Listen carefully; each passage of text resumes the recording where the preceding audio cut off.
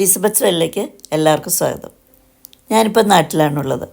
ഓരോ പ്രാവശ്യം ഞാൻ നാട്ടിൽ വരുമ്പം ഞങ്ങളുടെ വീടിന് ചുറ്റുമുള്ള ഫ്രൂട്ട്സ് മരങ്ങളും അതിലുള്ള ഫ്രൂട്ട്സും ഒക്കെ നിങ്ങളെ കാണിച്ചു തരാറുണ്ട്. ഓരോ പ്രാവശ്യം വരുമ്പോഴും പലതരത്തിലുള്ള ഫ്രൂട്ട്സ് ആയിരിക്കും കേട്ടോ. ഇപ്രാവശ്യം ഞാൻ വന്നു കഴിഞ്ഞപ്പം കാര്യമായിട്ടുള്ള ഫ്രൂട്ട്സ് ഒന്നുമില്ല, എന്നാലും വിയറ്റ്നാം സൂപ്പർ എർലി പ്ലാവിൽ മൂക്കാറായ ചക്കയുണ്ട്.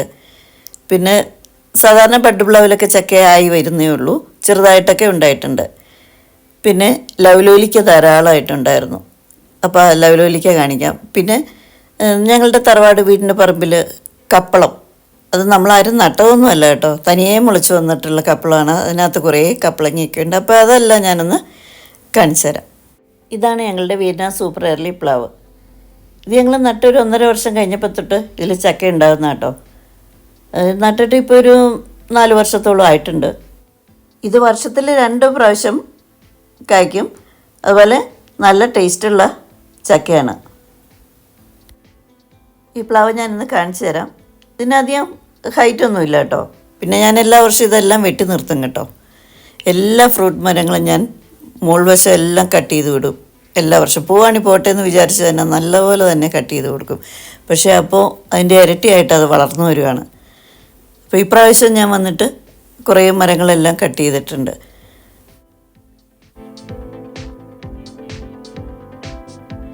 ഈ കാണുന്ന പ്ലാവ് സാധാരണ ഒരു ബഡ് പ്ലാവ് കേട്ടോ. അതിനകത്ത് ഒരു 10-20 ചക്ക ഉണ്ടായിട്ടുണ്ട്.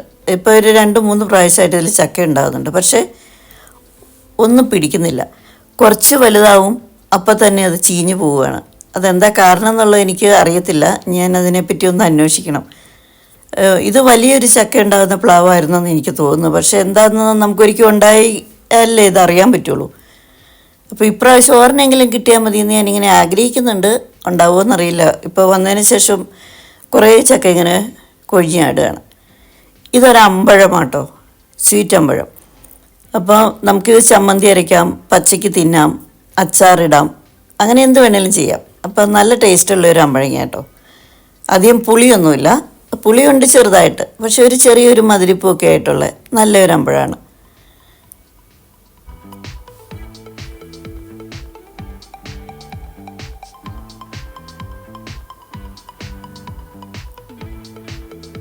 ഇതാണ് ഞങ്ങളുടെ ലവ്ലോലിക്ക മരം. അപ്പോൾ ഇതിലുണ്ടായിട്ട് താഴെയുള്ളതെല്ലാം പഴുത്തു പോയി. കുറേ ആൾക്കാരൊക്കെ അത് പറിച്ചെടുത്തു. അങ്ങനെ ബാക്കിയുള്ളതാണിത്. അപ്പോൾ മുകളിലേക്കാണ് ഇനി കിടക്കുന്നതെല്ലാം. ഒക്കെ പഴുത്തു വരുന്നു. കുറേ പച്ചയുണ്ട്, കുറേ പഴുത്തു വരുന്നു. അപ്പോൾ ഇത് താഴെ വീണെല്ലാം പോവുക കേട്ടോ. അപ്പോൾ ഞാൻ വന്നതിന് ശേഷം ഞാൻ കിട്ടുന്നതെല്ലാം പെറുക്കി വയ്ക്കുന്നുണ്ട്. ഞാനിത് എന്താ ചെയ്യുന്നതെന്നറിയോ? ഞാനിത് പെറുക്കി സാധാരണ നമ്മൾ അച്ചാറിടാറുണ്ട്, ആ രീതിയിലല്ല. ഞാനിത് ഉണക്കിയിട്ടാണ് ഇപ്രാവശ്യം അച്ചാറിടാൻ ഉദ്ദേശിക്കുന്നത്. അപ്പോൾ ഞാൻ കിട്ടുന്നതെല്ലാം ഇത് ഉണക്കുകയാണ്. അപ്പോൾ അതിൻ്റെ അച്ചാറിടുന്നത് ഉണക്കുന്ന വീഡിയോ ഒക്കെ ഞാൻ പിന്നെ ഒരു വീഡിയോയിൽ കാണിച്ചു തരാം കേട്ടോ. ഇപ്പോൾ ഞാൻ എൻ്റെ ലവ്ലോലിക്ക കാണിച്ചു തരാം. ഇപ്പോൾ കാണുമ്പോൾ തന്നെ നമുക്കിത് കഴിക്കാൻ തോന്നും. പക്ഷേ ഉപ്പ് കൂട്ടി കഴിക്കുവാണെങ്കിൽ നല്ല പഴുത്തത്. ഇത് പഴുത്ത് വരുമ്പോൾ നല്ല റെഡ് കളറായിരിക്കും. കുറേയും കൂടെ അങ്ങ് പഴുക്കുമ്പോൾ ഒരു ബ്ലാക്ക് കളറിലേക്ക് വരും. അപ്പോൾ നമുക്ക് ഭയങ്കര പുളിയൊന്നുമില്ല, ഉപ്പ് കൂട്ടി കഴിക്കാൻ പറ്റും. പിന്നെ ഇതുകൊണ്ട് ചമ്മന്തി അരച്ചാൽ ബെസ്റ്റാട്ടോ. പഴുത്തത് വെച്ചിട്ട് ചമ്മന്തി അരയ്ക്കണം, സൂപ്പറാണ്. മാങ്ങ ചമ്മന്തി പോലെ തന്നെ അതിനേലും ഒന്നുകൂടി ടേസ്റ്റ് ഉണ്ടെന്ന് എനിക്ക് തോന്നുന്നത്. കാന്താരി മുളകൊക്കെ ചേർത്തിട്ട് നല്ലൊരു ചമ്മന്തി ഉണ്ടാക്കി നല്ല ടേസ്റ്റാണ്. ഇത് വെച്ചിട്ട് കറിയും വയ്ക്കാം. ചെമ്മീനൊക്കെ ഇട്ട് മാങ്ങ വയ്ക്കുന്ന പോലെ തന്നെ നമുക്കിത് കറി വെച്ചാലും നല്ല ടേസ്റ്റാണ്. യാതൊരു വിഷവുമില്ലാത്ത ഈ ലവ്ലോലിക്ക നിങ്ങളുടെയൊക്കെ വീട്ടിലുണ്ടെങ്കിൽ നിങ്ങളിത് കളയരുത് കേട്ടോ. ഇതുകൊണ്ട് അച്ചാറിടുകയോ കറി വയ്ക്കുകയോ ചമ്മന്തി അരയ്ക്കുകയോ വൈനിടുകയോ എന്ത് വേണേലും ചെയ്യാം. അല്ലെങ്കിൽ ഉണക്കി വെച്ചിരുന്നാലും നമുക്കിതുകൊണ്ട് പിന്നീടാണേലും അച്ചാറിടാവുന്നതാണ്. പിന്നെ എനിക്കിതിൻ്റെ മധുരമുള്ളൊരു ലവ്ലോലി ഞാൻ നട്ടിട്ടുണ്ട് കേട്ടോ. അതിന് നല്ല മധുരമാണ്. അപ്പോൾ അതിൽ കുറച്ച് കായൊക്കെ ഉണ്ടായിട്ടുണ്ട്. അത് വേറെ പറമ്പില്ല, അതുകൊണ്ട് ഞാനിപ്പോൾ അത് കാണിക്കുന്നില്ല. അപ്പോൾ ഞാൻ പറഞ്ഞാൽ അതിൽ നിന്ന് എനിക്ക് പറഞ്ഞാൽ പഴുത്ത് കിട്ടി. അതും കഴിച്ചപ്പോൾ നല്ല ടേസ്റ്റ് ഉണ്ട്. ഈ ലവ്ലോലിക്കയുടെ ടേസ്റ്റ് തന്നെ, പക്ഷെ പുളിപ്പില്ല, നല്ല മധുരമാണ്. അതിൻ്റെയൊക്കെ വീഡിയോ ഞാൻ പിന്നീട് കാണിക്കുന്നതാണ്. ഇപ്പോൾ കണ്ടോ താഴെ വീണ് കിടക്കണ നോക്ക്, എന്തോരം അത്.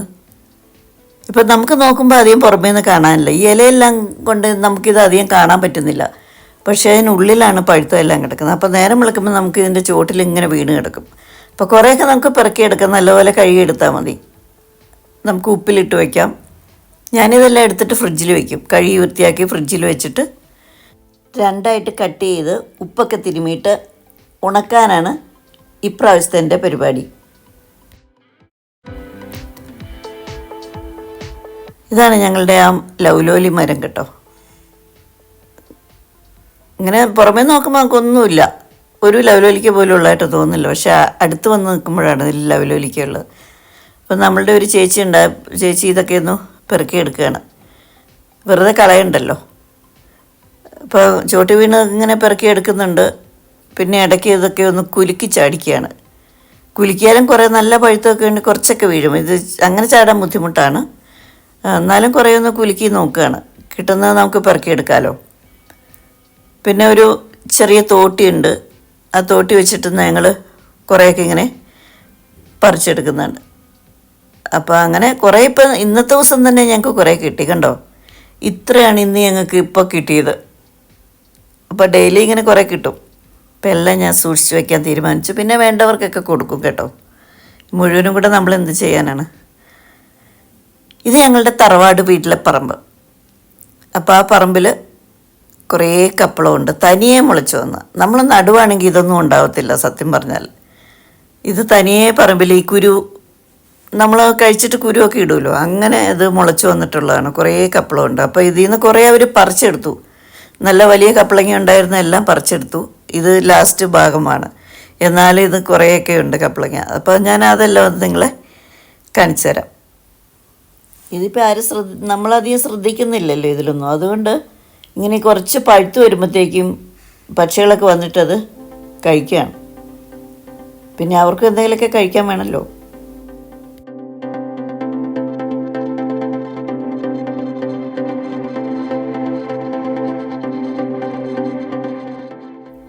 അങ്ങനെ ഇവിടെ വന്നിട്ട് ഞങ്ങൾ കുറേ കപ്പളങ്ങയൊക്കെ പറിച്ചെടുത്തു കേട്ടോ.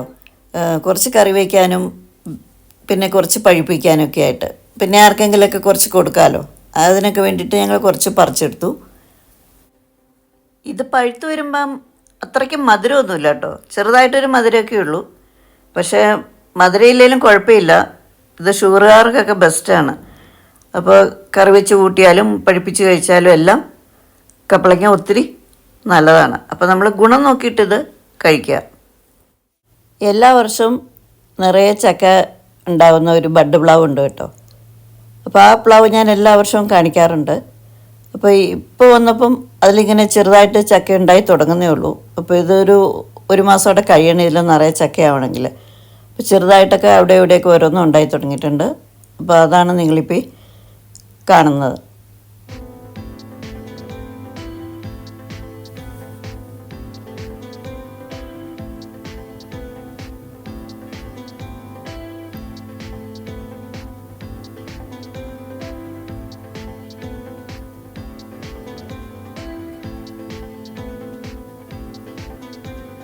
പിന്നെ ഒരു തായ്ലൻഡ് ചാമ്പയുണ്ട്. ഈ ചാമ്പയുടെ ഒരു വീഡിയോ ഞാൻ ഇട്ടിട്ടുണ്ട്. നിറയെ പഴുത്ത് കിടക്കുന്ന ചാമ്പങ്ങ, നല്ല റെഡ് കളറിൽ. അപ്പോൾ ഇപ്രാവശ്യം ഞാൻ വന്നു കഴിഞ്ഞപ്പോൾ അതിലൊക്കെ കുറച്ച് പൂവും മുട്ടും പിന്നെ ഇതിലേക്ക് ഓരോ കായും ഒക്കെ ഉണ്ട്. അപ്പോൾ കുറച്ച് കായൊക്കെ ഞാനൊരു കവറിട്ട് വെച്ചിട്ടുണ്ട്. ഇത് പെട്ടെന്ന് തന്നെ മൂക്കും കേട്ടോ. 1-2 ആഴ്ചക്കുള്ളിൽ ഇതെല്ലാം പഴുത്ത് കിട്ടും ഈ കായായത്. ബാക്കി മുട്ടൊക്കെ വിരിഞ്ഞ് സമയമെടുക്കും അതൊക്കെ കായായി വരണമെങ്കിൽ. അപ്പോൾ ഒരു കൊല മാത്രം കുറച്ച് നന്നായിട്ട് മൂത്തുകൊണ്ട് അത് ഞാൻ മൂടിക്കെട്ടിയിട്ടുണ്ട്. അപ്പോൾ ഇത് ഞാൻ പോകാറാകുമ്പോഴത്തേക്ക് ഇത് പഴുക്കും. ഇന്നത്തെ വീഡിയോ എല്ലാവർക്കും ഇഷ്ടമായി ഞാൻ വിചാരിക്കുന്നു. അപ്പോൾ എല്ലാവരും എൻ്റെ ചാനൽ കാണണം, സപ്പോർട്ട് ചെയ്യണം. പുതിയ വീഡിയോയുമായി വീണ്ടും കാണാം.